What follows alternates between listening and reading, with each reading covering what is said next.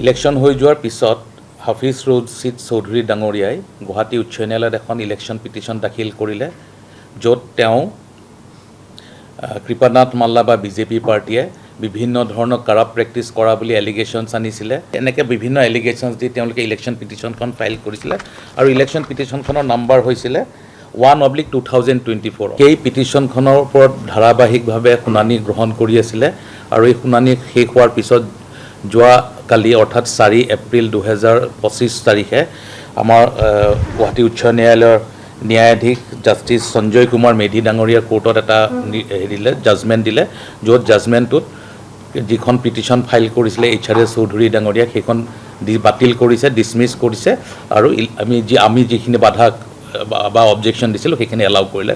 অৰ্থাৎ HRS চৌধুৰীয়ে দিয়া কেছটো খালাচ হ'ল, সেইটো কেছ ডিছমিছ হ'ল আৰু গুৱাহাটী উচ্চ ন্যায়ালয়ে কৃপানাথ মাল্লা যে বিজয়ী হৈছে তাৰ ওপৰত ফাইনেল লিগেল ষ্টেম্পটো দিলে।